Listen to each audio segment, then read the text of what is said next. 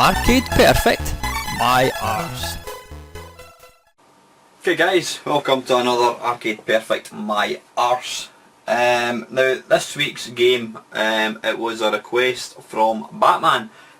So thank you very much Square for asking for a game. I think you're the first person to actually request a particular game I look at. So anyone that's got a particular game you want to see featured in this thing, just pop your comments below and I shall see what I can do. Now I did actually mention when he asked for it that this was one of my favourite shooters. I think it's a great game. The reason I've kind of avoided it in the past is because I don't think there's that many home versions of this game. Certainly not many that I'm aware of. I mean, what I've always tried to kind of do is pick games that that were out for a lot of systems, consoles, home computers, etc. But I don't think this was out for very many. So this is probably going to be quite a short Arcade Perfect my arse. But all said and done, there's absolutely no reason I still can't feature games like this because this is a cracking game. So anyway, now I'm actually, you can probably tell with the squint cam and the quality of the sound, etc. I'm actually playing this, I'm about to play this on my modded Xbox. I'm going to be playing all the different versions on the modded Xbox, just for simplicity's sake. My wife's downstairs watching the telly, so I thought I'll come up and do it the good old fashioned way before I had video capture software and that kind of nonsense. So anyway, yeah, Slap Fight, what can we say about it? Released, you can see there, released by Taito in 1986. It was converted to the 8-bit machines. It wasn't a game I've ever played in arcades, and it's quite a strange kind of sounding name. I mean, Slap Fight to me either sounds like a fighting game where you're slapping somebody, or else it could be a nice hockey game. Yeah, it certainly doesn't sound like a shooter. But anyway, enough of my nonsense. Let's batter on. This is the arcade version, so let's crack on. I'll just turn it up a wee tad. Not too loud, you want to obviously really hear my dulcet tones. Now, how are we going to get? Okay.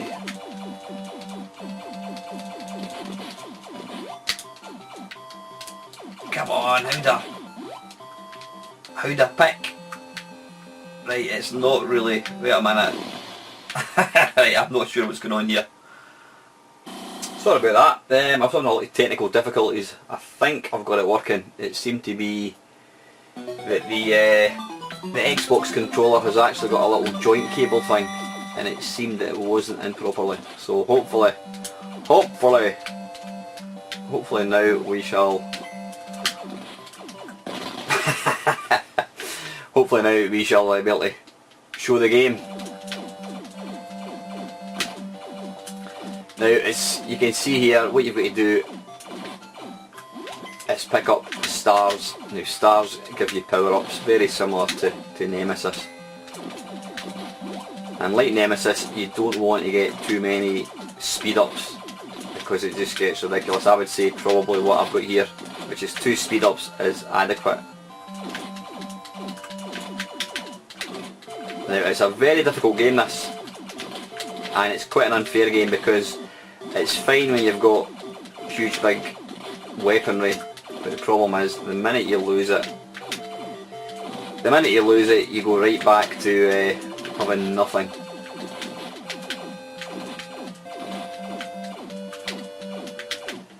Ah, bollocks! And you lose all your power-ups as well, although it always seems to give you 1 speed up. It's also quite hard to see the bullets sometimes as well, especially against a kind of light background. Oof, that was close. I'm actually normally not bad at this game. I know what I should have done is actually showed it on the name cab and I can actually control it properly, but let's batter on again. You can get a gist of the game. But yeah, it's you pick up power-ups and you scroll across various landscapes. I just like the power-up system. I think some of the weapons are excellent. I like the graphics as well. Controlling it with an Xbox controller or analog stick's probably not the best way to play this game because you've got to be quite accurate, and this doesn't really allow for kind of small movements.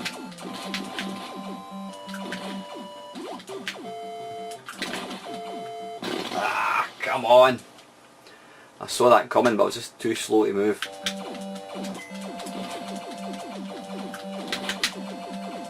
So you need to take it from me that this is a good game. I'm really not doing a particularly good job at all of showing what an excellent game it is.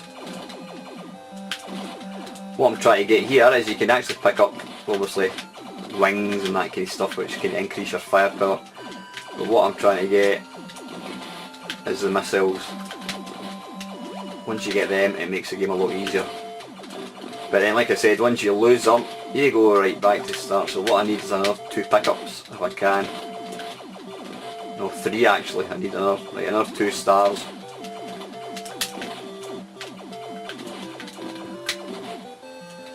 And try and not die.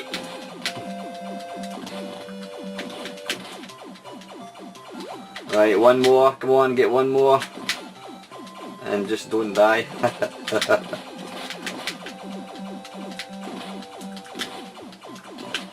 Bound to get one here. Right, I've now got homing missiles. But you've still got to make sure you don't get killed. You can see this definitely makes it.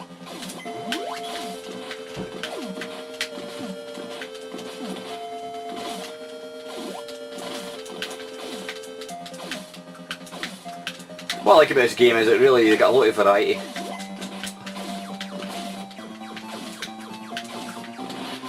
And you can build up a ridiculously large ship.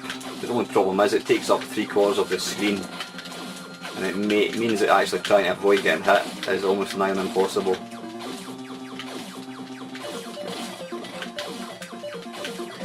I suppose you could argue having the missiles almost takes away the skill element of the game as far as aiming, because it doesn't really matter where you are. But rest assured, as soon as I lose this, it'll be game over. Ah, that was silly. I'm just bloody giving away the homing missile.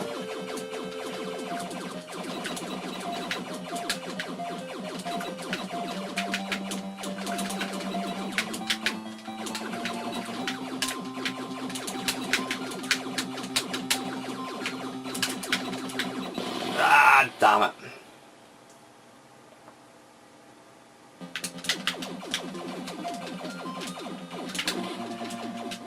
And you can see here when you're dropped right back in with just your basic gun and speed, it's going to be a hard task to try and get back up again, especially when you've got this big guy to try and contend with.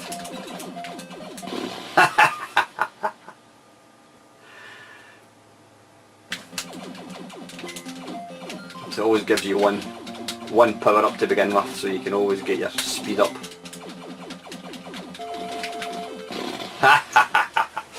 Anyway, that is the arcade one. Let's take a look at some home versions.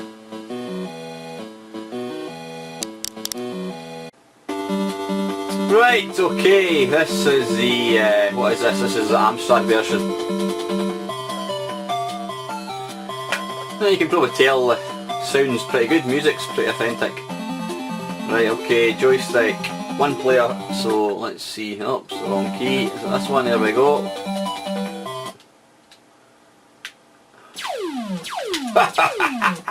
Oh dear, sorry. Right, okay. I wasn't expecting that.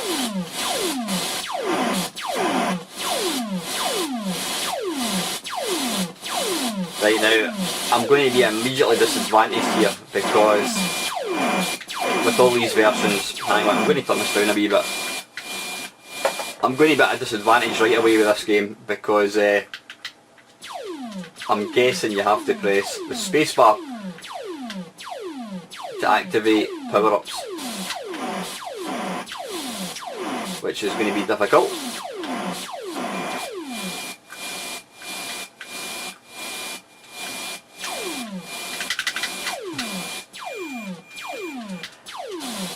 This, I'm not keen on this at all.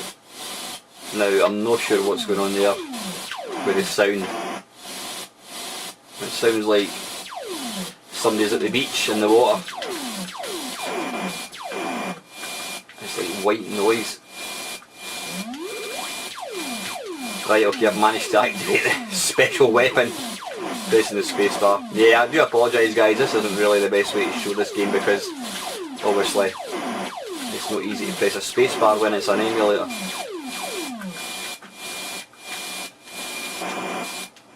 Like so. But you know what?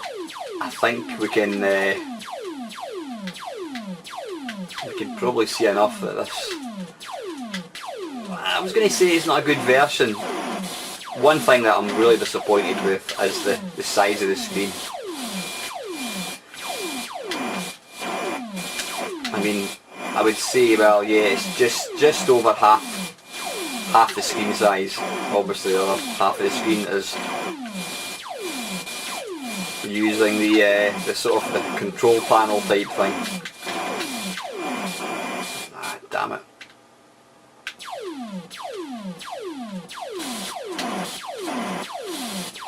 Now I can't confirm or deny that horrible sound is actually what the sound should be. Again, I'm playing it under emulation, and I've got to say that the emulation is usually pretty spot on. So I think if you want to see, double check that the Amstrad does play like this, I would have a look at somebody else's video. I mean, it's nice bright graphics. It's not really... The level layout isn't that authentic. The white bullets are incredibly hard to actually see.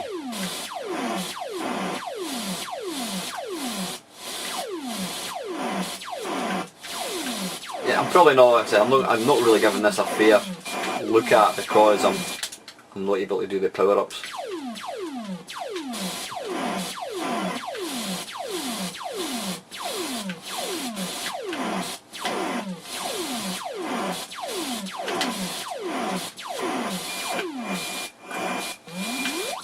Well, okay, that was a wee bit better. I was able to...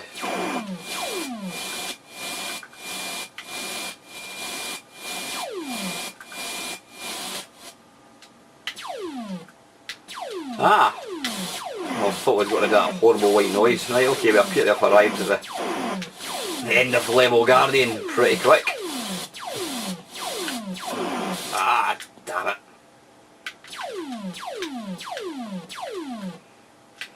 I dare say it might be a game, if you actually played it for any length of time, with the proper computer, maybe with the spacebar and that kind of stuff, it might be alright. I mean, actually, to be fair, if this... What I don't like about it is the tiny wee screen. But what is there isn't actually that bad. When I first looked at it, I thought it was diabolical. Damn it. I mean, I'm not quite sure what's going on with the lives. It appears to have gone on to some sort of infinite lives loop. Yeah, the levels are a hell of a lot shorter than the arcade one.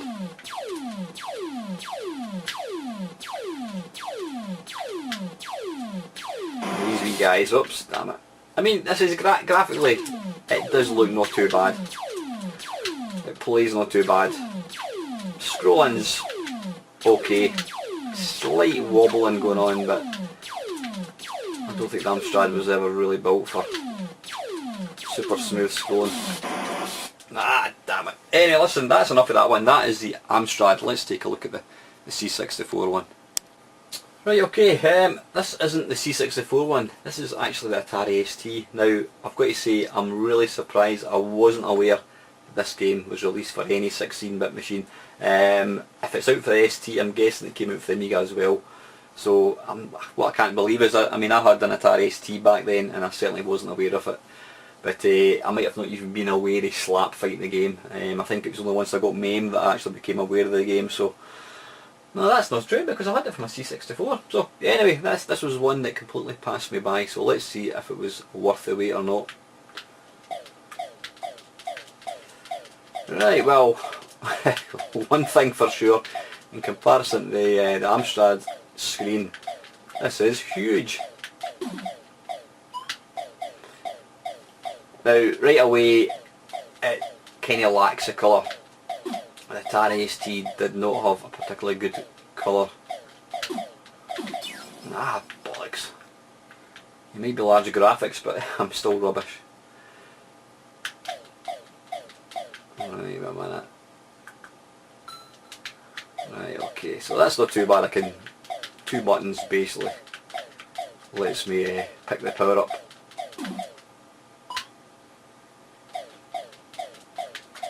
Scrolling's actually really good.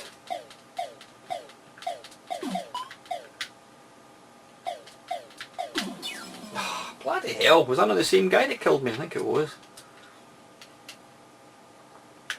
Always laugh at we still refer to lives as men. Don't know where that came from. There's not many games you actually play as a man. With Boot Hill, most of them you play as a spaceship or something. Wait a minute. Right, don't die here. Don't die. Oh, wait a minute.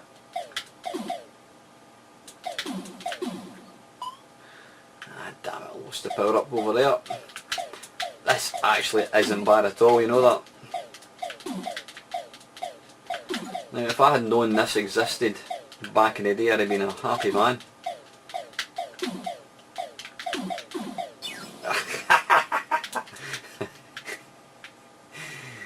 Ah dear.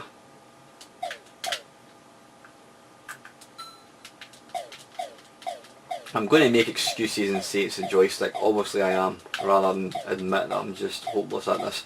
But the thing is, I can actually play it not too bad on the playing the actual arcade version, but you've got decent controls. Oh, don't die. What? Now wait a minute, I didn't even see what killed me there. Perhaps when you watch that back you can see a bullet hit me, but I didn't see anything.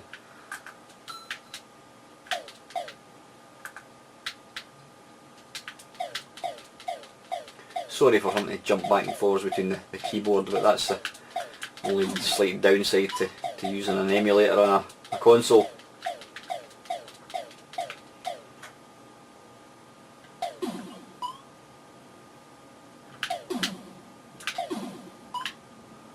Right, well, wings, right, that's it. I don't know whether we're going to get to see the woman missiles, but we'll give it a go. Die.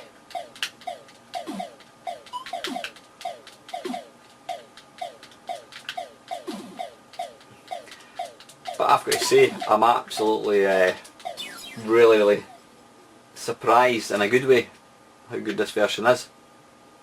Yeah, listen, that is Atari ST.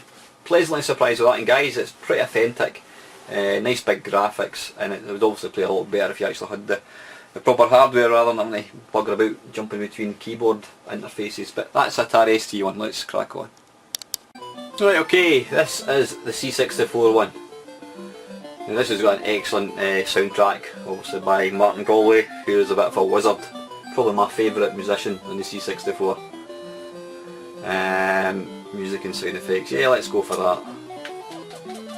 Now this one has got some weird kind of CRT setting type things going on here, so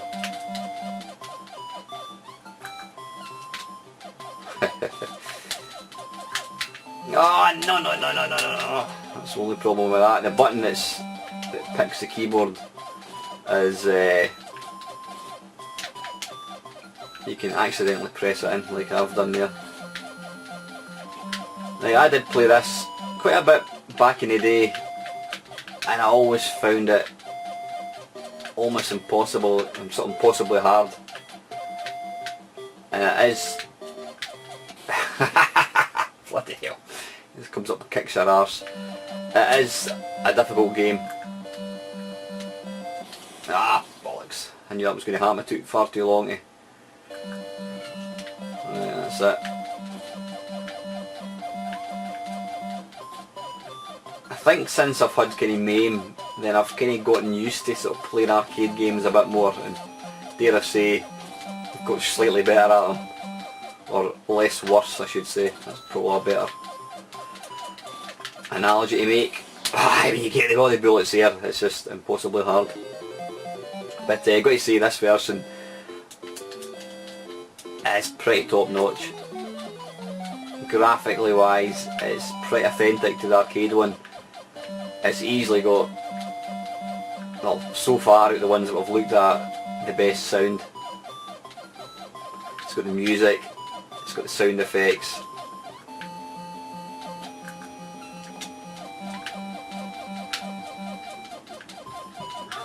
Some people criticise this game because they say it's a memory game, but then it's like a lot of shooters, like R-Type's the same. It's all about just trying to remember where different enemies come from. Oof. This is going to get difficult. Sorry about that, guys, just got interrupted. So I've just had to do a quick jump cut. But what was I saying? Yeah, this is a fantastic version. Yeah, it is very, very grey and brown, but that's what Commodore 64s were all about. Let's...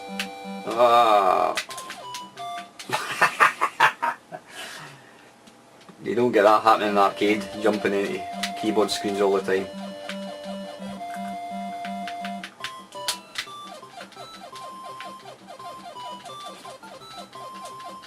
It is fiendishly difficult. If anything, I would say this is harder than the arcade one.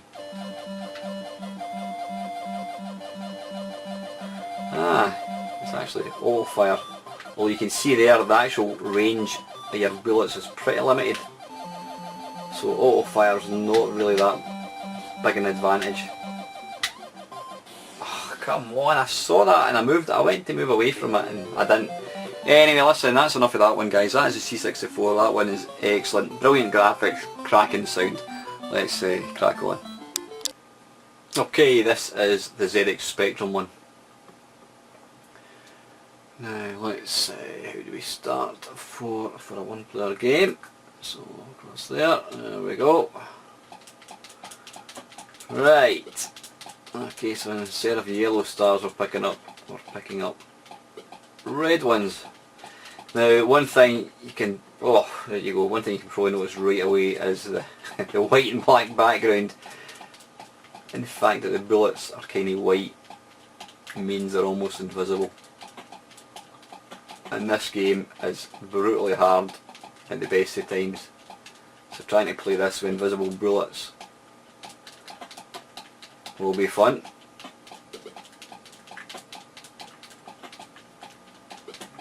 I mean, graphically, detail wise, it's actually really nice.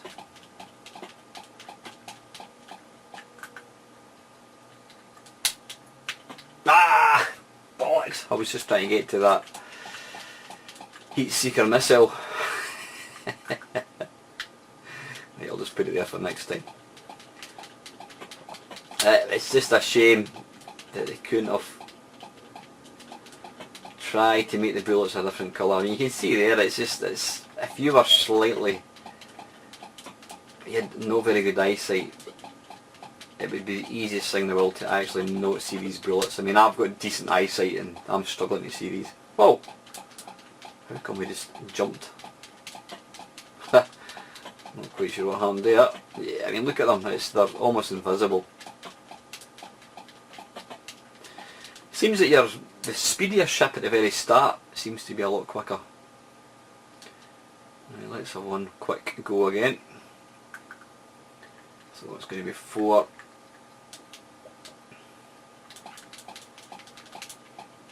Come on.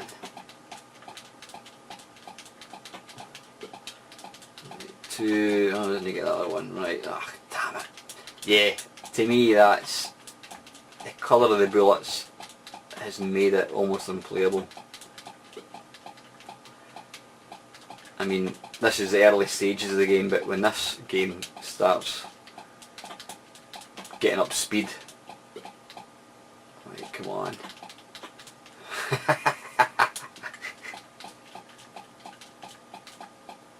It's a shame because it's not bad. Graphically wise, it's probably the most detailed, although the lack of colours is a bit disappointing, but it's probably no more than you'd actually expect.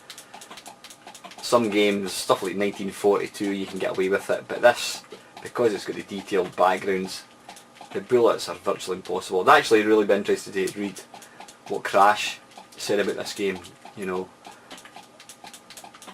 I'd be very surprised if they're not raising the same sort of criticisms of the game as me.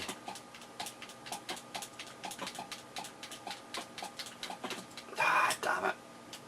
Just too difficult. Yeah, that's disappointing. Graphically wise it's really nice, but the bullets are almost invisible, and to me that's a bit of a deal breaker. So anyway, let's take a look at what I think is the very last version, guys.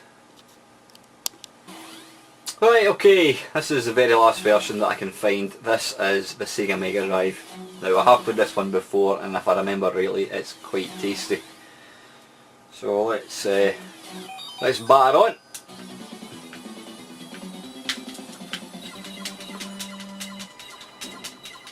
Yep, you can see right away it just looks the part.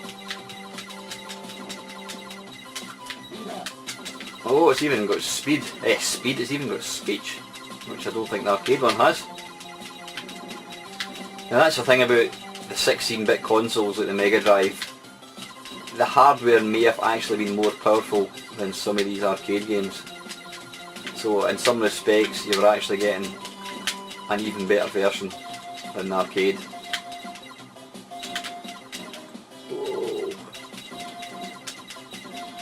Got to see, this is fantastic.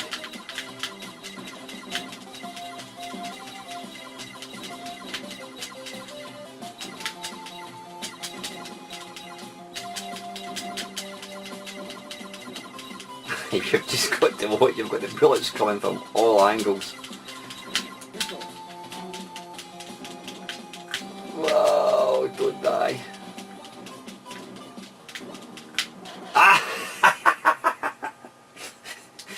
That's what I love about shoot 'em ups. I mean, I absolutely saw that coming, and you know what, my brain was telling my hand to move, and I just kept ploughing on regardless, straight into the bullets. This is fantastic.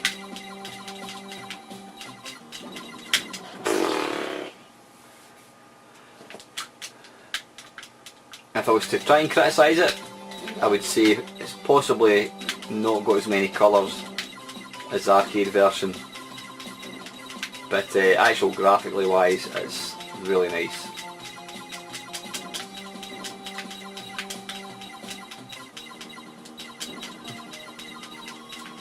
Ah, come on! Absolutely no excuses for me at all, I'm just rubbish. Right, I'm going to go back in again, I'm going to go to end. What? Wait a minute, is that not a different title screen? Ah, right, okay, that was strange. That was a slightly different looking title screen there. I thought I'd uncovered some hidden mode. But I think we all know what one's going to win.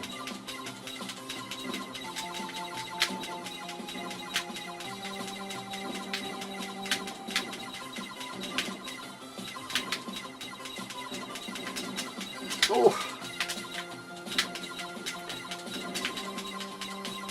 But it's super responsive, which is what you need for a game like this. I'm just going to, that's actually increased my fire power a wee bit as well, so probably the best tactics aren't to do what I do, and that's to try and go straight to try and get the homing missiles.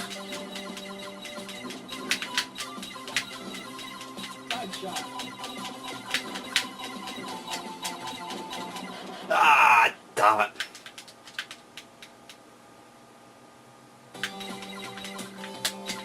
Now this version doesn't give you a wee power up to start off with, so I'm right in here with crap speed. I'm not going to last long. In fact, I don't even know how I'm managing to last at the moment. Oh, there's this speed.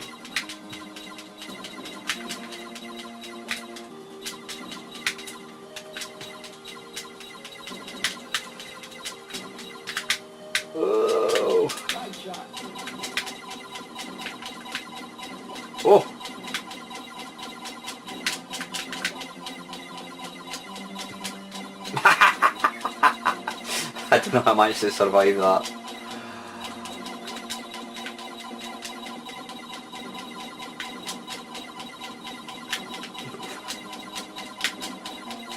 Bloody hell. Ah, oh well, they're not too bad considering. Oh, got speed.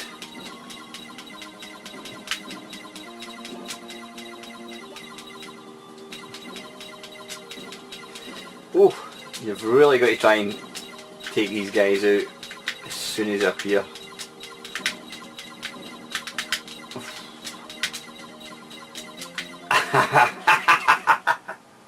It's actually kind of a bullet hell game actually.